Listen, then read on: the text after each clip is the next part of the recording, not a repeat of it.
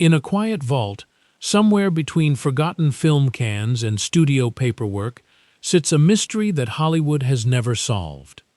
A 3-hour fever dream, shot by a director on the edge of greatness, vanished almost overnight. What remained was 96 minutes of confusion. What disappeared may be gone forever.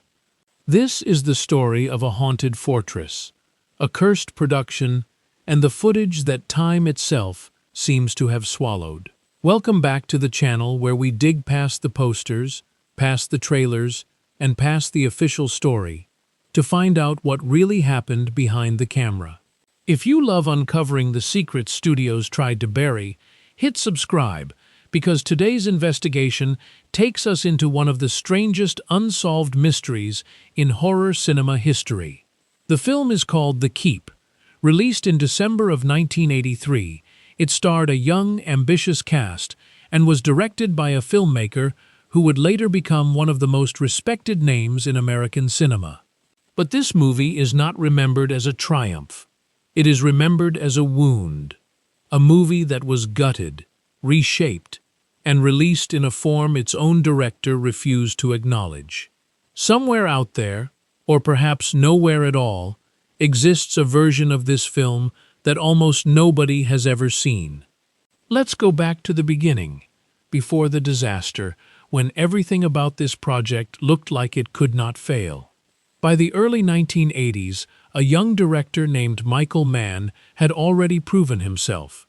His first theatrical feature, a cold and precise heist thriller, had earned serious critical praise and marked him as a visual stylist to watch. Coming off that acclaim, Mann seemed poised for a major creative leap. He chose an unlikely follow-up. Not another crime story, but a supernatural horror epic, based on a best-selling novel about Nazi soldiers who awaken an ancient evil inside a mountain fortress in Romania. The cast Mann assembled was extraordinary for a genre picture. A respected ensemble of stage and screen actors joined the production, including a young Scott Glenn, Ian McKellen, Jürgen Prochnow, and Gabriel Byrne. None of them were massive stars yet, but all of them were serious talents, the kind of actors who elevate a script rather than just perform it. The source material was already a hit. The novel had a devoted readership and would eventually spawn an entire literary series.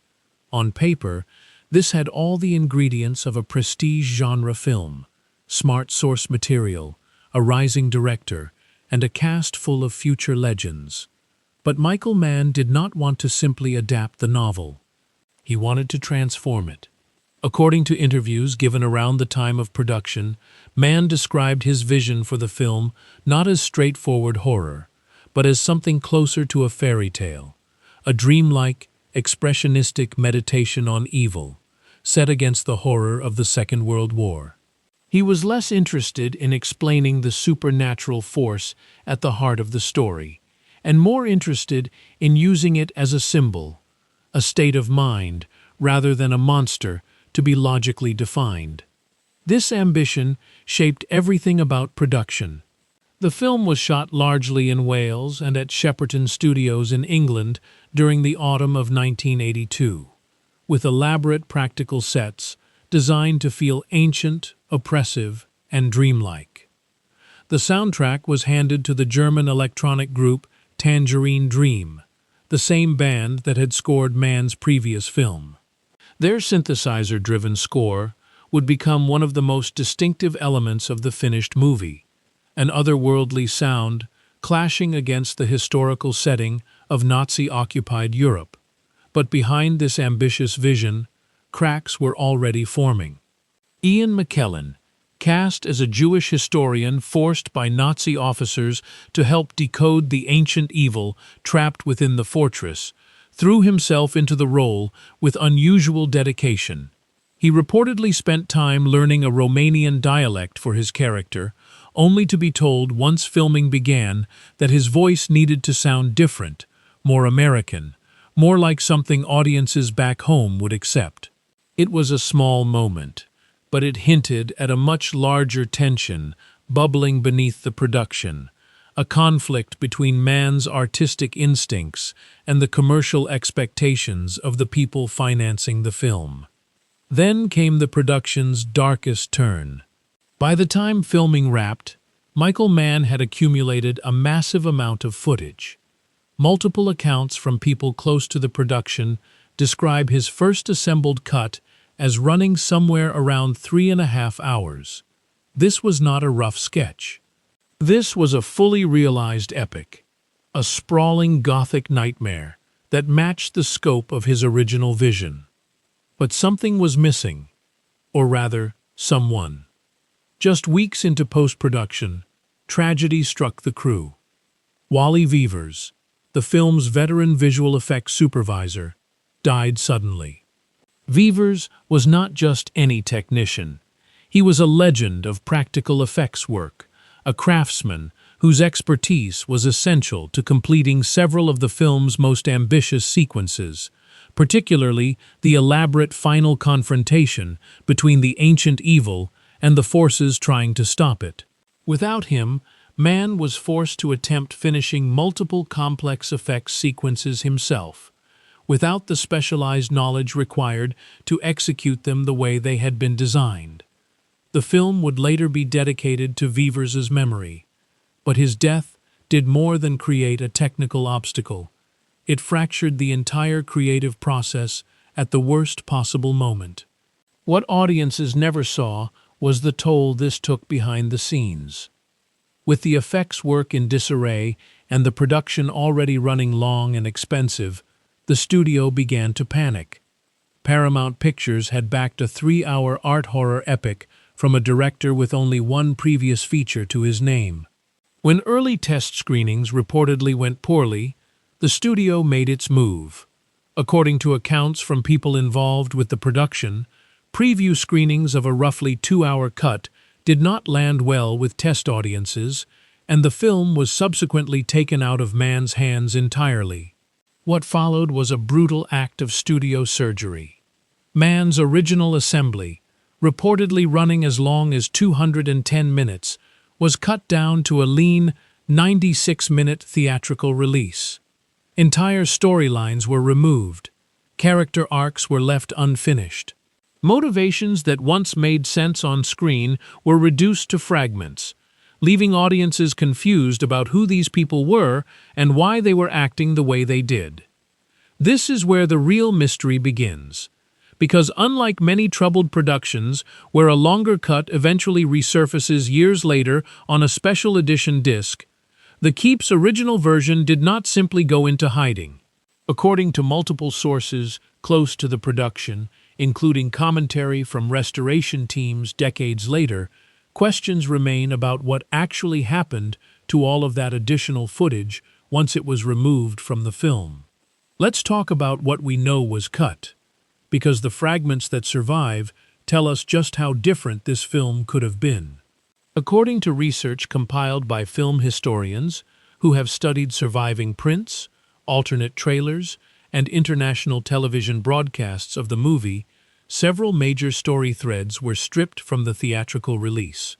Among the missing material was a scene depicting the murder of a village elder by his own sons, a moment that, alongside a now truncated sequence of a priest descending into madness, was meant to show the ancient evil's corruption spreading beyond the fortress and into the surrounding village itself. Without this connective tissue, the film's already thin sense of dread loses one of its most important threads, the idea that evil does not stay contained. In the theatrical cut, these ideas are reduced to confusing fragments that audiences often cannot even parse on a first viewing. Additional footage reportedly showed further confrontations between the German soldiers and the ancient force awakened within the fortress, scenes that would have deepened the sense of mounting horror as the soldiers were slowly picked off one by one. In the released version, several of these deaths simply happen off-screen or are compressed into brief, disorienting flashes. But the most significant loss, according to nearly every historian who has studied this film, was the ending.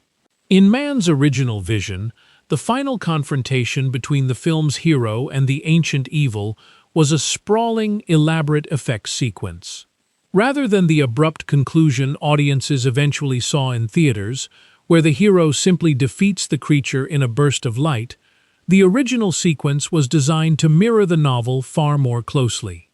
The two figures were meant to battle across the collapsing structure of the fortress itself, eventually falling through a rooftop and into a swirling vortex, as reality itself seemed to break apart around them. This was meant to be the emotional and visual climax of the entire film, the moment where man's fairy tale logic would finally be allowed to fully take over, abandoning literal reality altogether. But because this sequence relied on unique, handcrafted effects techniques that only Wally Veevers fully understood how to assemble, his death left the sequence unfinished and unusable. Mann was forced to shoot a simpler, far less ambitious ending just to have something that could be released. According to people who have studied the production closely, the loss of this ending was not just a technical inconvenience. It appears to be one of the central reasons Mann has never expressed interest in returning to the film to attempt any kind of director's cut. The piece he considered most essential to the story, the culmination of everything he had built, was gone, and there was no way to properly rebuild it. Let's pause here and think about what this means psychologically for the film as a whole, because this is where the mystery becomes more than just trivia about missing minutes. When you remove the village subplot, you remove the sense of spreading corruption, the idea that evil does not respect walls or borders. When you remove additional confrontations between the soldiers and the creature, you remove the slow-building dread that should escalate across the film's runtime. And when you replace an ambitious, transformative climax with an abrupt visual effect, you remove the emotional payoff the entire story was building toward. What's left in the theatrical cut is something closer to a beautiful skeleton. The atmosphere is intact. The performances are intact. The haunting synthesizer score still washes over every scene. But the connective tissue, the material that would have made these elements cohere into a unified emotional experience, is simply missing. Audiences walked out of theaters in 1983 confused, not because the ideas were bad, but because the version they saw was structurally incomplete. This is reflected in how the film was received. It performed poorly at the box office, and reviews at the time were largely unkind. Over the following decades, though, something interesting happened. As more people discovered the film outside of its original theatrical context, often through television broadcasts or home video, a cult following slowly began to grow. Viewers became fascinated not just by what was on screen, but by what clearly wasn't. This leads us to one of the strangest parts of this entire story: the fate of the missing footage itself. Fragments of the cut material have surfaced over the years in unexpected places. Portions of deleted scenes appeared briefly in the film's original theatrical trailer. Some international television broadcasts, particularly in certain European markets, aired slightly extended versions of the film that included small pieces of footage absent from the American theatrical cut, including a glimpse of an alternate, more hopeful ending. For decades, dedicated fans have hunted down these scattered pieces, trading tapes and comparing broadcast versions in an attempt to reconstruct, even partially, what the longer version might have looked like. But a full restoration has never happened, and increasingly, it looks like one never will. When the film finally received a proper high-definition restoration decades after its release, working directly from the surviving 35mm original camera negative, hopes rose among longtime fans that perhaps some of the missing material might finally resurface. It did not. According to those involved with the restoration, none of the additional footage that has appeared in various television broadcasts over the years could be included in the final release, reportedly due to unresolved rights and legal issues surrounding that material. Think about that for a moment. The footage may still exist somewhere in some form, but legal and rights complications, not lost film stock, may be the very thing standing between audiences and a fuller version of this story. And then there's Michael Mann himself. Unlike many of his other films, several of which he has personally revisited and re-edited over the years, releasing extended or alternate versions decades after their original release, Mann has shown little to no interest in doing the same for this project. According to those who have spoken with him about it, his reluctance seems to stem directly from the loss of that final sequence. Without Wally Veevers, and without the specialized effects elements that were never fully completed, Mann apparently does not believe a true director's cut is even possible. Not a matter of unwillingness, but of genuine technical and creative impossibility. This is what separates The Keep from most stories about studio interference. In many cases, a director's original vision is simply locked away, waiting for the right moment or the right home video release to finally see the light of day. But in this case, the missing piece may not exist in any usable form at all. The version of this film Michael Mann originally intended to release may be permanently, irreversibly gone.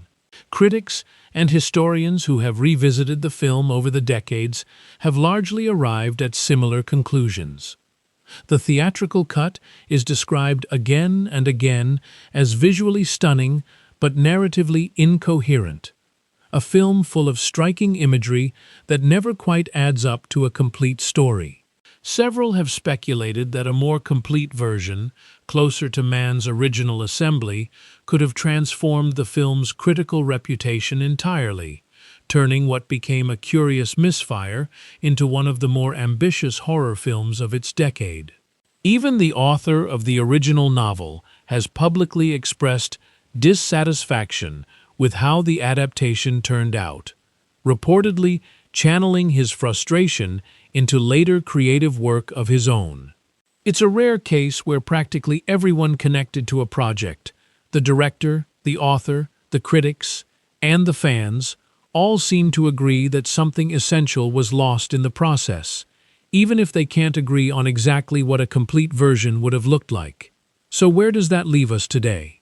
The film has slowly found new life through physical media releases from boutique labels dedicated to film preservation.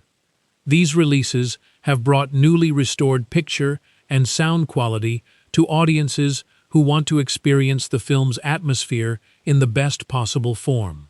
Documentary features exploring the making of the film have also surfaced, gathering first-hand accounts from surviving crew members, giving fans more insight into the production than ever before.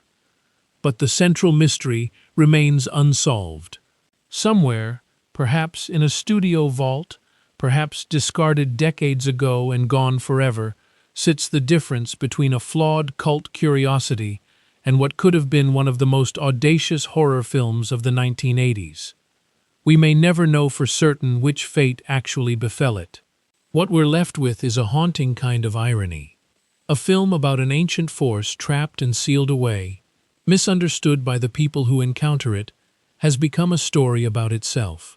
The true vision behind this movie remains locked away, just out of reach, tantalizingly glimpsed in fragments but never fully revealed. Was the missing footage destroyed during the frantic recut process in 1983? Is it sitting forgotten in a studio archive, tangled up in decades of unresolved rights issues? Or has time simply done what it does to so much film history, quietly erasing pieces of the past before anyone realized what was being lost? We may never get a definitive answer, and maybe that's exactly why this story continues to fascinate people decades later. Some mysteries in film history get solved, vaults get opened, prints get discovered in unexpected places, but some mysteries simply remain open forever, inviting each new generation of viewers to ask the same question. What did Michael Mann actually intend for audiences to see, and will we ever truly know? If you've seen this film, or if you've stumbled onto any of the scattered fragments of its lost footage over the years, let us know in the comments. We want to hear your theories about what really happened to the missing pieces of this story. And if you enjoyed this deep dive into one of cinema's most persistent unsolved mysteries, subscribe for more investigations into the secrets Hollywood tried to leave behind.